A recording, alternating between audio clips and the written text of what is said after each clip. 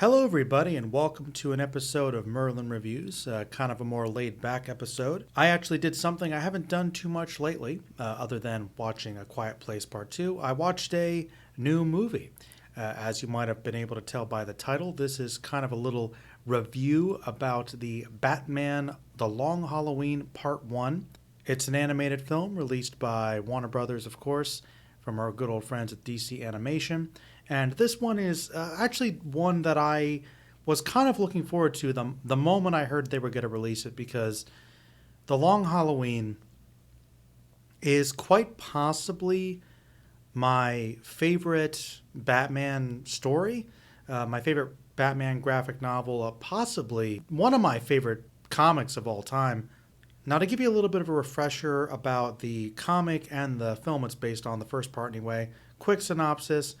Basically, this takes place early on in Batman's career, I think like the first year or two, kind of continuing on after the events of Batman Year One, where Batman is still, he's established, but he's mostly trying to take down the mafia, organized crime gangs that are still roaming Gotham and pretty much have control. And it's kind of the rise of a lot of the supervillains kind of starting to make their first appearances.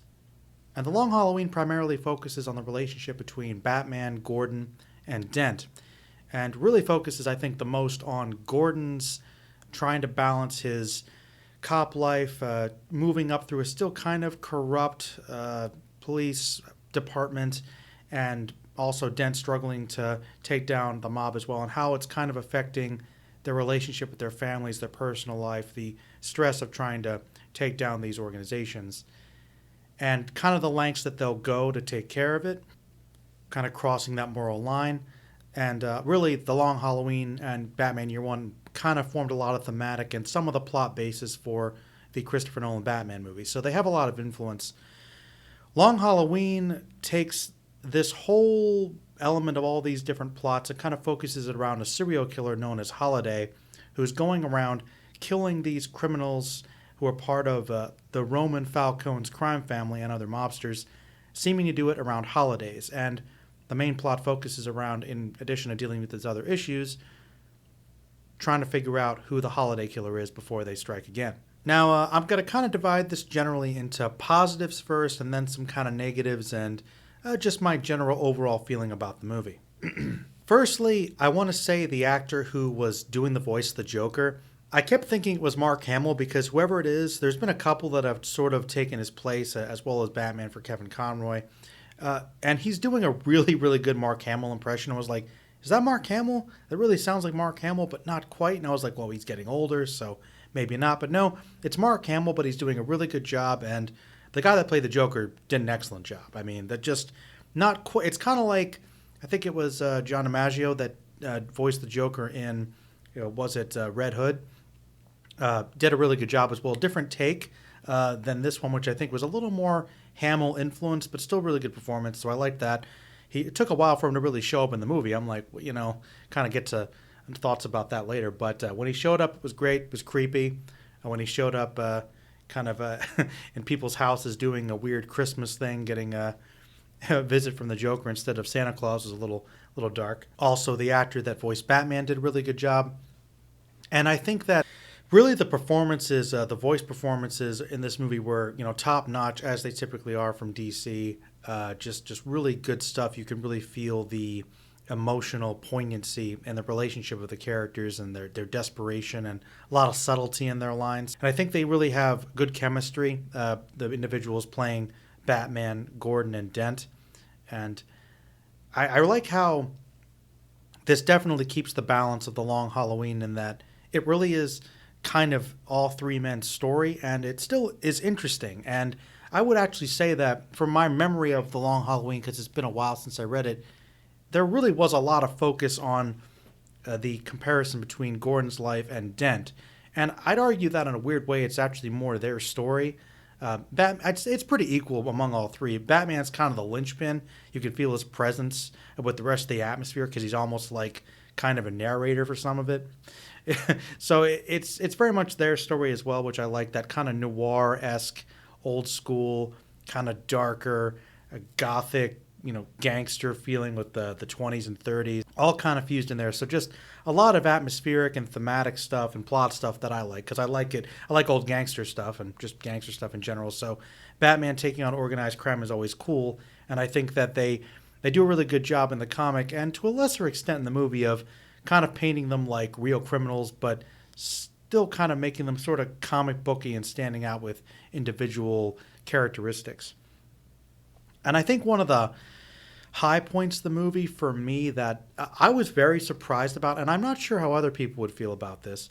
Catwoman and the kind of sort of budding romance with Batman is a thing in the original comic, but she has a much bigger part in this movie. I felt like she was just in it a lot more, a much more active character, it seemed. And I really liked the voice actress here too. She has that, classic seductive but kind of playful, but also very competent edge to her, like she really could be a match for Batman. And I know that there's been kind of a lot more highly political issues that kind of reaching into a lot of geekdom and IPs and whatnot that fans have gotten upset about. People pushing agendas about gender and feminism and who knows what. And I don't try not to get too involved in any of that stuff, and I try to keep an open mind about things, though I can see both sides of it to an extent, but I don't think it was overly done here. But I kind of had this slight impression that I know that in recent comics, Catwoman's been upped. Like I think she took down I forget who it was in one comic I read recently. It was like the Flash or Deathstroke. She took out somebody, or Bane. I think she took out Bane with one hit. Just they kind of seem like they might have upped Catwoman's abilities a bit. She's a sleuth, she's a cat thief, cat burglar, really good thief, and she's athletic, and she's definitely can handle herself. I do think that she is a match for Batman, especially psychologically. She's always kind of been that chink in his armor because he, has that strict code he always tries to abide by. And the interesting thing about Catwoman is in the comics, she threatens to kind of go through that particular line, and it becomes a little more gray in his black and white view of things because she's a criminal. He has to stop her, but of course he likes her and knows a bit more about her and kind of understands her issues, so it's not always as easy. So that's one of the more interesting relationships, which is why Catwoman is a very valuable character. And I'll be completely honest, I've always appreciated Catwoman. This is going on a bit of a rant now, but she's never been one of my favorite characters in Batman's world. Not that I dislike her or anything. I get she's classic. But for me, it's if I was going to read a Batman comic or write it, I don't know if I'd have Catwoman involved too much because I don't know. She has never had as much allure for me, even though I do, really like her in Batman Returns, of course. She's fine, but I think that's one reason why it really surprised me is because I liked how much of a match she was here, and she and Batman have such good chemistry in this movie. It really was one of the strongest things about it. And my point about some of the issues I think some people might have, if they were pushing some kind of agenda, is I remember, once again, Catwoman is involved in this much more than she was in the comics. And she, Batman's chasing her and he's out of breath and he's stumbling. And I get that he's earlier in his career, and she makes a comment about how it's his belt weighing him down. And she actually kind of has to save him a couple times and helps him get to some of the Roman's money later on. So she's actively helping, and she also helps him in a fight later, which, like I said, I was fine with, but I remember Batman was able to kind of do a lot of this stuff on his own in the comic. So I don't know. I think some people might complain that maybe Batman was nerfed, but I still say it's early on, and they worked so well together that I was fine with it. Batman was cool in this movie, but I noticed that, and I wonder if people are going to have a problem with it. I didn't really. But I was I think Catwoman's doing a lot more than she was in the comic. Okay, so those are the biggest positives. There are a couple issues that I had with it, though. The biggest one, and I hope other people will give me some feedback about this too, because at first I thought it was just kind of an aesthetic thing that I don't personally like, and I think that's part of it. But there's something about the animation style, particularly in certain scenes, that I didn't really like. And there's kind of this dark black outline around all the characters and kind of on their faces as well that makes them look like they're a lot more stiff. And it kind of reminded me a little bit of a fusion of the Batman Brave and the Bold animation style and something like Archer, which I don't particularly like as much. So That I found kind of distracting, and it wasn't too bad. Like, I liked the style of animation itself, but it seemed like everyone was a little more blocky and not quite as detailed, and sometimes didn't have the most fluid movement as they did in previous movies. Like, I thought about some of the earlier ones, like the Batman Superman, Public Enemies, or Under the Hood, or Dark Knight Returns, and just how fluid and light the line work was with those. And I was just like, this one's kind of bothering me a little bit. Like, the color was really good and the designs were decent and everything. Like, it looked fine, but especially when people were conversating, I think the worst one actually was when Harvey was having this conversation with his wife Gilda, and just the way their mouths moved, the way their eyes moved, they would kind of slowly turn when they looked away. It was like everything had like slightly lower frame rates or something. And I was just like, this is really distracting. And it seemed like they were cutting the budget or something in those scenes. And I get it. It's a conversation. But I remember thinking, like, I watched Gotham by Gaslight again not too long ago, and that was much more fluid and didn't have that issue. So the animation in this I don't think is as top notch as a lot of the other ones, which kind of annoyed me. But it only stood out in a couple scenes, but still, it threw me off a bit. Getting a little bit into the adaptation element, I will say that for the most part, they are sticking to the main story, themes, and aesthetics of the original. Like, there's not too much different initially, but there are a couple things that are tweaked throughout. One thing that I thought stood out a bit more was a bit of a character thing, was the Roman, the mob boss they're going after, the main one. In the comic, they clearly even reference a couple lines in the movie where they're sort of leaning into the romanticized elements of the mafia and kind of combining it with the old school Cagney movies and stuff. So they're fusing the two spectrums of Hollywood mafia there. And the Roman, you kind of get the sense in the comic that he's a lot like Vito Corleone in The Godfather, where, yes, he was vicious. He did a lot of terrible things to kind of get where he was. He's not somebody you want to mess with. But in his older age, he's kind of mellowed out, maybe kind of regrets things a little, or at least has a sensitive side, like he cares about his family. They even kind of emulate that opening scene where he's kind of talking with Bruce Wayne and about how they had connections with his father early on. And there's that line that kind of gets echoed in The Dark Knight into I Believe in Harvey Dent. He's like, I believe in Gotham City. When they kind of discuss their views on people and what they need to do to keep Gotham going. So, that was kind of interesting. And the thing is, in this film, the Roman's kind of a bit more blatantly evil. Like, he's abusive to his son Alberto, which I don't remember in the comic. Like, he has some issues with him, but I think they kind of pushed it. So he's not quite as sympathetic, I thought, in this version, which was interesting. The character designs are pretty close to what they were in the comic, like especially a lot of the little gangsters that I remember being kind of discussed with headshots and little blurbs about their backstories, like, oh yeah, that guy. Like, I could tell who everybody was in the story. There were a couple changes, though. Like, the two distinctive ones that I noticed the most was Catwoman does not have her really purple a fusion of her original costume from like the 40s. It's like this purple thing, and I remember she's got the little tail and she's got long curly black hair hanging out. And I'll be honest, I always really liked that design. Like, I really liked that version in The Long Halloween. I thought it was a very cool fusion because it takes place in the early years of Batman, so they have that sort of 40s aesthetic, but trying to kind of update it a little bit. I was okay with it. Obviously, they changed it to the more traditional black Catwoman costume, which looked fine, of course. And the Joker, they still have his chin, but in The Long Halloween, I believe it's Tim Sale was the artist, and Jeff Loeb wrote it, by the way. Great team. Probably my favorite team in comics. They did a lot of these sort of retrospective fusions of classic storylines from superheroes and making them more modern and darker. Really, most of my favorite stuff comes from those two guys. But Tim Sale would sometimes really exaggerate some of the characters, and the Joker was the worst because his chin was so long. It was like almost like a half, like the crescent moon sort of thing. So they couldn't really do that. They made it a little more like traditional Joker. He's got the really long jaw, but not that exaggerated. So I was okay with them not doing that. I get that. One thing that kind of stuck out to me is, I don't know if it's just odd, it was a little annoying where there's this point where Batman's tracking down a lead, and in the comic, it was this Irish gang that was behind it. But in this one, they make it, I guess, a Chinese gang, and he goes down to Chinatown, and there's this whole big martial arts sequence where he fights a couple Chinese gang members.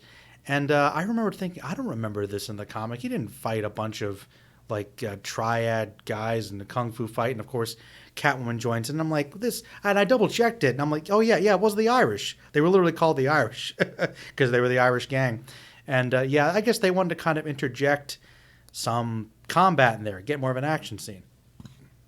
Because to be honest, the movie is much more of a slow build with not a lot of fighting, so I guess they wanted to do that to mix it up. Another part of me thought, is this also to try and kind of tap into the Chinese market? You know, because I know that's more access to films, or they get it released over there. And I'm like, I guess that would be okay, but I thought it was a little on the nose to make it, you know, Chinatown, like it might be appropriation or something.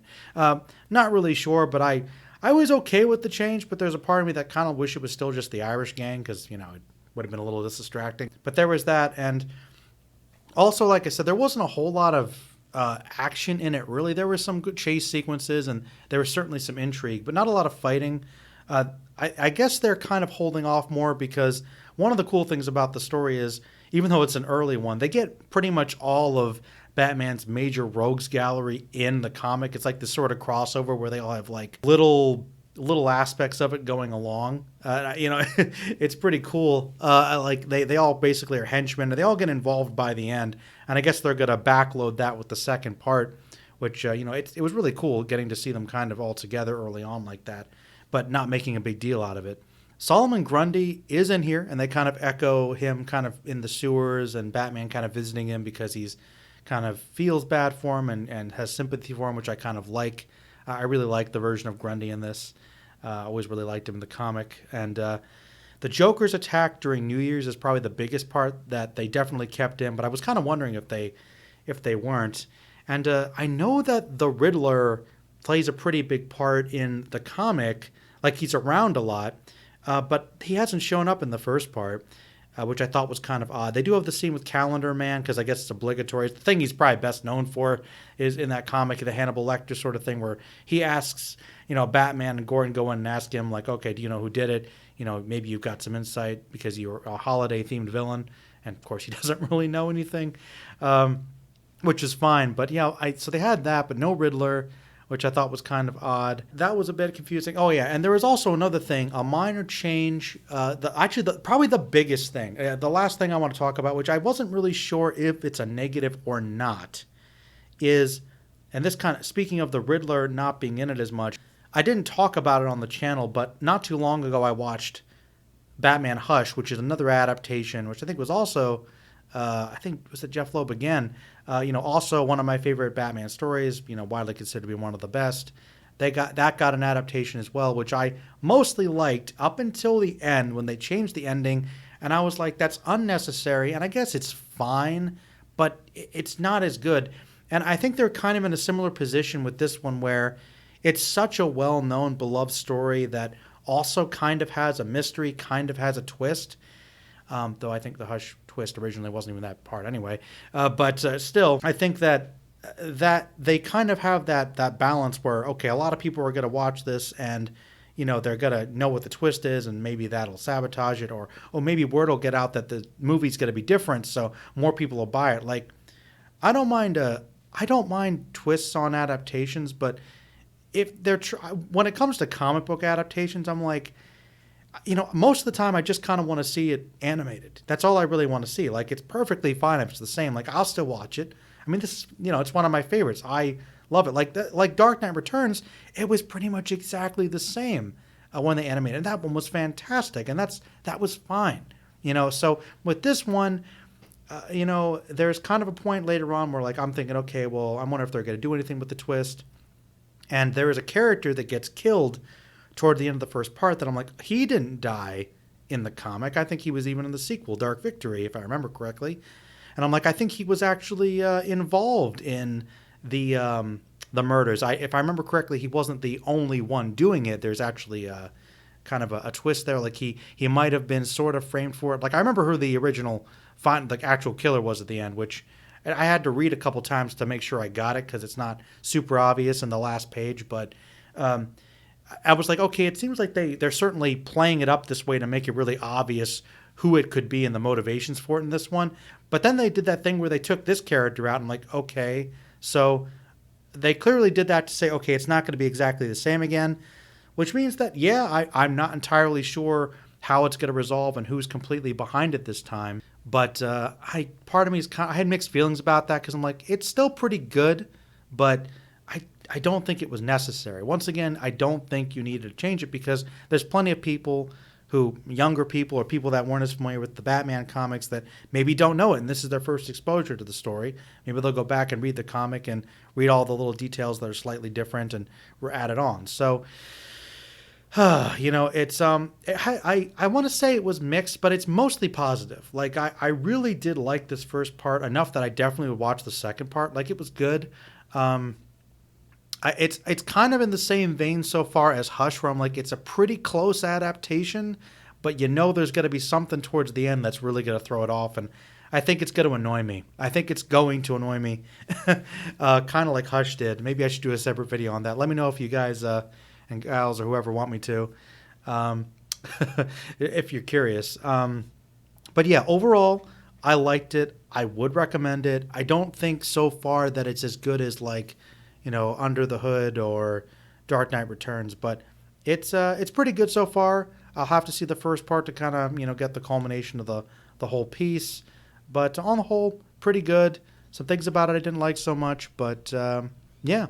All right, everybody. Well, thank you for watching and listening. And if you have any thoughts about the movie, if you saw it, let me know. Things you liked, didn't like, any requests for other videos like this one, give it a like, comment below, share it, subscribe, all that good stuff. I appreciate all the support, and I'll try to get some more videos out before the end of the summer. All right, everybody. Stay magical.